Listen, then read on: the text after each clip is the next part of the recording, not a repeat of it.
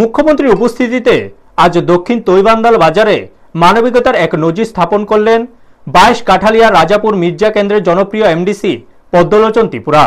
সাধারণ মানুষের সেবায় নিজস্ব অর্থে তিনি বিতরণ করলেন পানীয় জলের ড্রাম, শাড়ি, শীতকম্বল, জলের কলসি, লুঙ্গি ও খেলাধুলার সরঞ্জাম। পাশাপাশি বিভিন্ন সমাজপতিদের মধ্যেও বিভিন্ন সামগ্রী পৌঁছে দিয়ে তিনি মানবিকতার অনন্য দৃষ্টান্ত স্থাপন করলেন।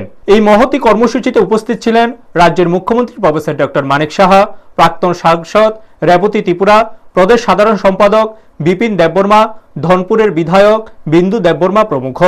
অনুষ্ঠানটি আরো বিশেষ করে তুলল 500 জনের বেশি মানুষ বিজেপি দলে যোগদান করার ঘোষণায়, যেখানে অন্যরা নিজেদের বেতন ও এলাকা উন্নয়ন তহবিল দিয়ে স্বজন পোষণ করছেন।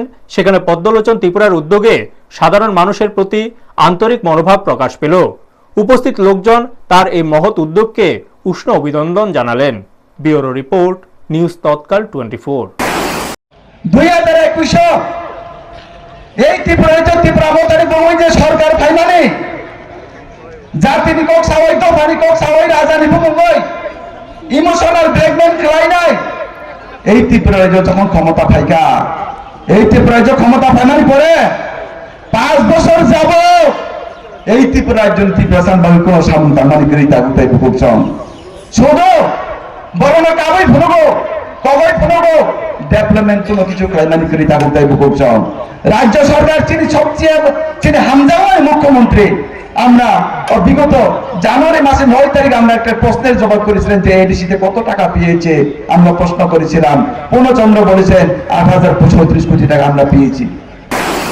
আমরা এতদিন ধরে দেখেছি বিভিন্ন রাজ্যে যে পরিবারতান্ত্রিক যে পার্টিগুলো আস্তে আস্তে কি অবস্থা হয়েছে, ব্যক্তিকেন্দ্রিক যে রাজনীতি, এগুলো আর চলবে না। মানুষ এখন বুঝে গেছে গণতন্ত্রতে মানুষই শেষ কথা, এবং মানুষ এই কারণে গণতন্ত্রের দরকার যে মানুষ যদি তুমি ভালো কাজ না করো ওই একটা আঙ্গুল, এই এক আঙ্গুলে টিপ দিয়ে আবার তোমাকে বের করে দেবো আমি।